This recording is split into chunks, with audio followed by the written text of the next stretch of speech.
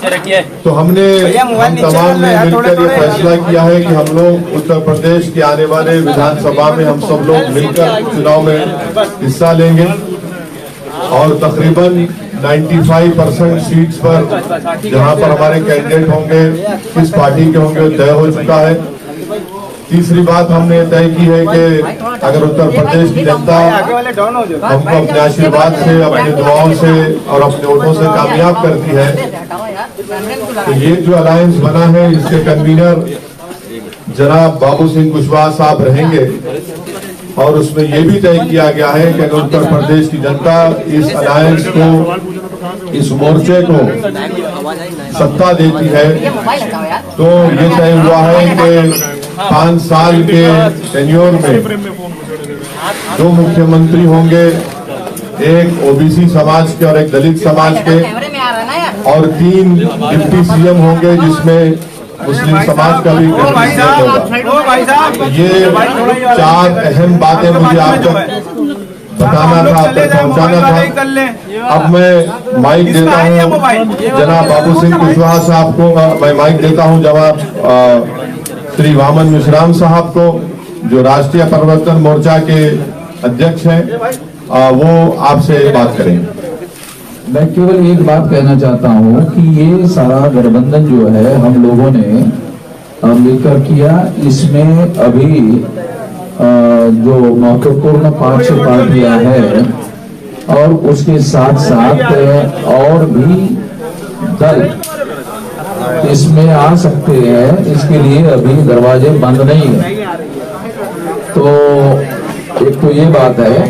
दूसरी बात मैं कहना चाहता हूँ कि इस गठबंधन के ऐलान होने के बाद बीजेपी और समाजवादी के बीच में जो लड़ाई हो रही है, अब बीजेपी और समाजवादी के बीच में लड़ाई नहीं होगी, बीजेपी और हमारे भागीदारी परिवर्तन मोर्चा के बीच में लड़ाई होगी। अब समाजवादी गठबंधन तीसरे नंबर पर चला जाएगा।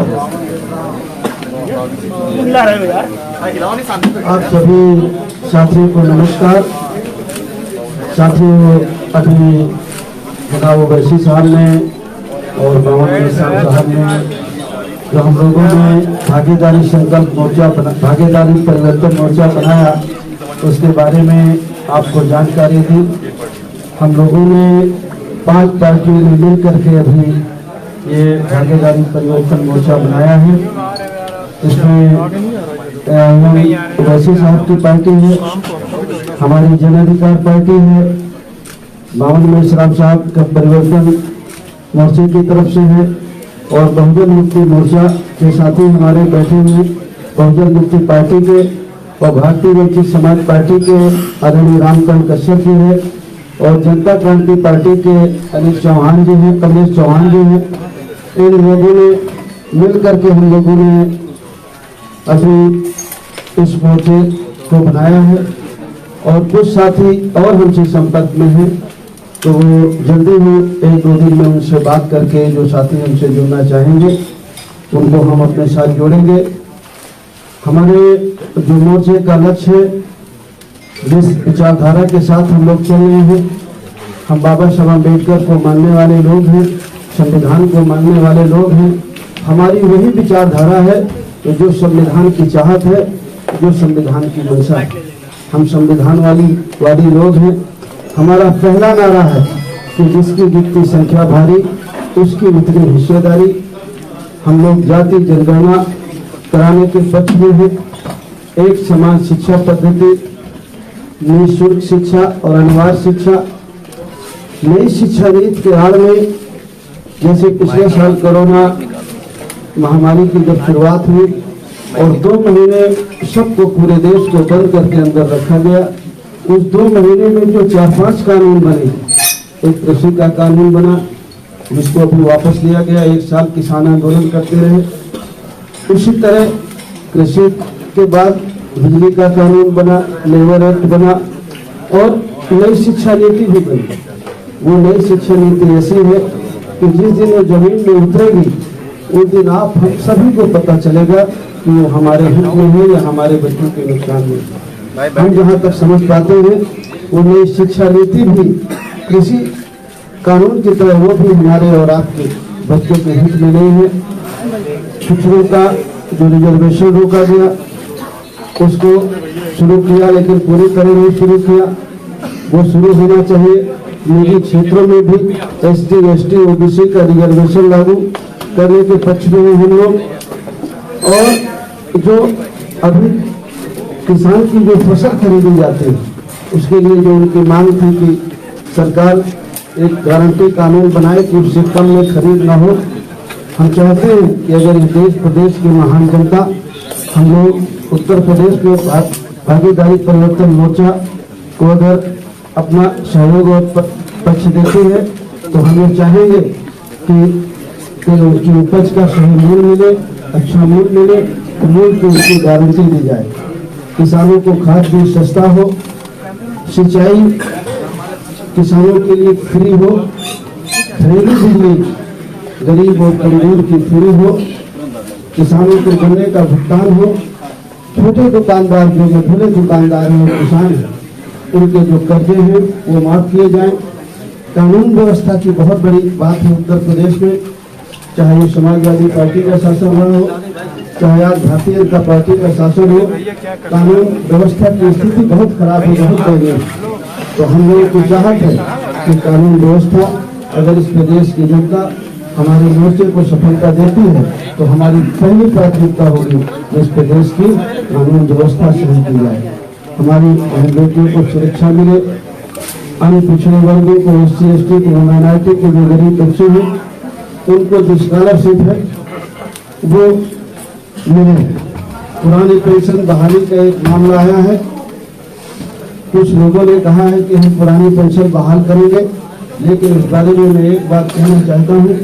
जब इस देश के प्रधानमंत्री माननीय अटल बिहारी वाजपेयी जी थे, उन्होंने पुरानी पेंशन को बंद कर दिया था, अब पेंशन नहीं दी जाएगी ऐसा उन्होंने कानून बनाया था। उस समय प्रदेश में समाजवादी पार्टी की सरकार थी और सबसे पहले अगर उस कानून को किसी ने माना तो उत्तर प्रदेश की सरकार ने माना।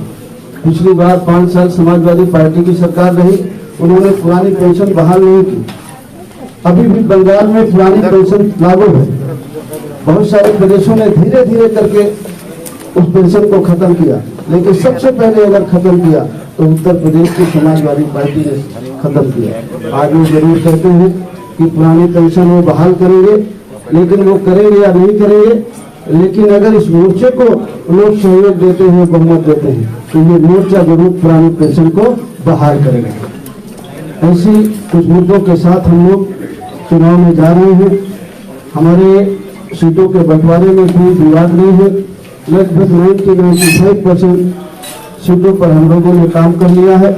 कुछ लिस्टें हमारी जारी भी हो गई है, आने वाले 2-3 दिन में हमारी सारी लिस्टें जारी हो जाएंगी। कुछ यही कुछ बातें आपको जानकारी में देना था। मुसलमानों का मुख्यमंत्री उत्तर प्रदेश में होना चाहिए, लेकिन आप जो मुख्यमंत्री बनाएंगे उसमें एक मुसलमान को नहीं बंद कर दो।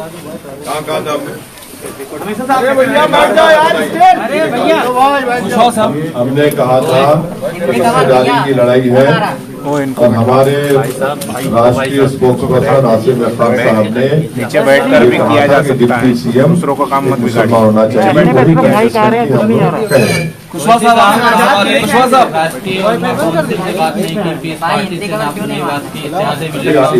भी अभी आपने मोहम्मद मिर्जा साहब से सुना, ये दरवाजे खुले हैं, करिए वक्त इंतजार मालूम है।